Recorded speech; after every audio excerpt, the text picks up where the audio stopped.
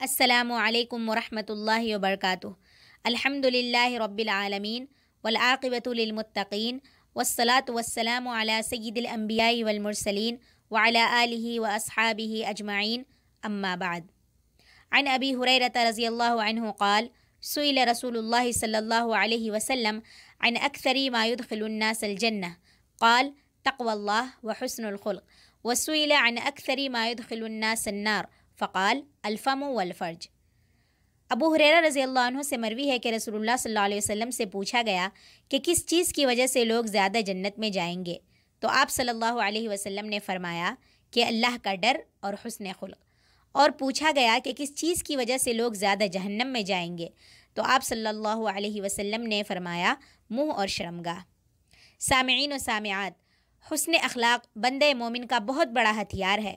اللہ رب العالمین کی رضامندی کا ذریعہ ہے، کمال ایمان، رفع درجات اور دخول جنت کا سبب ہے۔ چنانچہ جب ہم سیرت رسول صلی اللہ علیہ وسلم پر نظر دوڑاتے ہیں تو آپ کو حسن اخلاق کا سب سے بڑا پیکر پاتے ہیں۔ آپ نے اپنے اخلاق و کردار کے ذریعے بڑے بڑے ظالم و جابر کو سوچنے پر مجبور کر دیا اور ان کو ان کے برے اخلاق و کردار، شر و فساد، ظلم و جبر پر نادم و شرمندہ کیا، کیونکہ آپ نے کبھی بھی کسی کے ساتھ غلط کرنا تو دور کی بات، غلط خیال اور گمان کو بھی اپنے دل و دماغ میں نہیں آنے دیا۔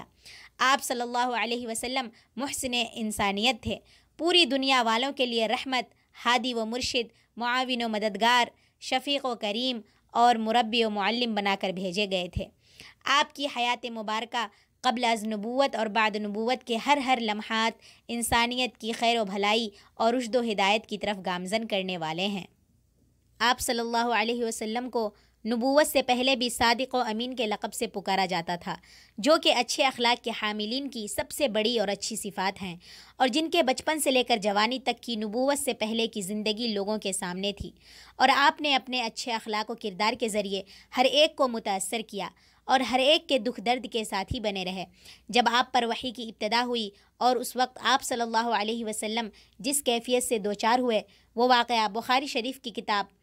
اور احادیث کی دیگر کتابوں میں موجود ہے کہ خدیجہ رضی اللہ عنہا نے جن الفاظ کے ذریعے آپ کو تسلی دی، وہ اخلاق عالیہ و فاضلہ کی ایسی بلندی تھی جس کو اپنانے کے بعد انسان دنیا و آخرت میں کبھی ضائع نہیں ہو سکتا، بلکہ کامیابی اس کی قدم بوسی کرتی ہے۔ خدیجہ رضی اللہ عنہا نے کہا، ہرگز نہیں، آپ خوش ہو جائیں، اللہ کی قسم اللہ تعالیٰ آپ کو کبھی رسوا نہیں کرے گا۔ اللہ کی قسم آپ تو صلہ رحمی کرتے ہیں، سچ بولتے ہیں، لوگوں کا بوجھ برداشت کرتے ہیں، غریبوں مسکینوں کو کما کر دیتے ہیں، مہمان نوازی کرتے ہیں اور حق کے معاملے میں ڈٹ کر مدد کرتے ہیں۔ در حقیقت آپ کی زندگی کے تمام چھوٹے بڑے کام وحی الہی کے مطابق و موافق ہوتے تھے، اور آپ کی زندگی وحی کی اتباع تھی۔ جب ہی تو صحابہ کرام رضی اللہ عنہم نے عائشہ رضی اللہ عنہا سے آپ کے اخلاق کے حوالے سے استفسار کیا، تو عائشہ رضی اللہ عنہا نے فرمایا کہ آپ کا اخلاق قرآن کریم تھا، یعنی آپ قرآن کریم کی عملی تفسیر اور نمونہ تھے۔ چنانچہ جو انسان قرآن کریم کی تفسیر و توضیح ہو، جس کا اٹھنا بیٹھنا، سونا جاگنا، چلنا پھرنا، عبادات و معاملات سب رب کی مرضی کے مطابق ہو، اس کی حیات کو حرز جا بنانا چاہیے۔ یہ ہمارا اخلاقی، ایمانی اور دینی فریضہ ہے، اور اسی اسوہ کی اتباع و پیروی میں دنیا آخرت کی سرخروئی ہے۔ اخلاق عالیہ اور صفات کریمانہ کو اپنانے میں ہی حقیقی کامیابی اور کامل انسان بننے کا تصور ہے، اور اسی حسن اخلاق کے ذریعے ہم دنیا والوں کے سامنے نبی صلی اللہ علیہ وسلم کی سچی تصویر پیش کر سکتے ہیں۔ آج دنیا ہم کو جس نفرت کی نگاہ سے دیکھ رہی ہے، اسی اخلاق کے بدولت ہم ان کو اپنے قریب کر سکتے ہیں اور ان کے اندر سلگتی ہوئی نفرتوں اور بھڑکتے ہوئے شعلوں کو ٹھنڈا کر سکتے ہیں،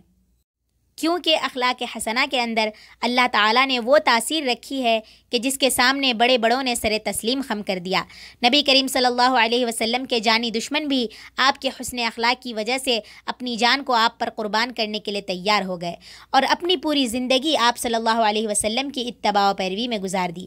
حسن اخلاق کا مشاہدہ صحیح بخاری کی ایک دوسری روایت میں، جس میں نبی کریم صلی اللہ علیہ وسلم کے اخلاق فاضلہ کا نچوڑ موجود ہے کہ آپ صلی اللہ علیہ وسلم نہ بد اخلاق اور نہ سخت مزاج ہیں، اور نہ ہی بازاروں میں شور و ہنگامہ کرتے ہیں، اور برائی کا جواب برائی سے نہیں دیتے ہیں، بلکہ معافی اور درگزر سے کام لیتے ہیں۔ اور حضرت انس رضی اللہ عنہ کا بیان ہے کہ آپ صلی اللہ علیہ وسلم حسن اخلاق میں سب لوگوں سے بڑھ کر تھے، اور خود نبی کریم صلی اللہ علیہ وسلم کا فرمان ہے کہ تم میں سے زیادہ بہتر وہ ہے جس کے اخلاق سب سے اچھے ہوں۔ لہٰذا ہمیں چاہیے کہ رسول صلی اللہ علیہ وسلم کی سنت کو اپنائیں، اعلیٰ اخلاق و کردار کا حامل بنیں اور اسے دخول جنت کا سبب بنائیں۔ حسن اخلاق کو قرآن و احادیث میں بڑی اہمیت حاصل ہے اور شریعت اسلامیہ میں بلند مقام حاصل ہے۔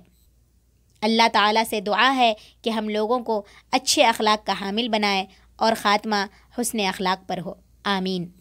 والسلام علیکم۔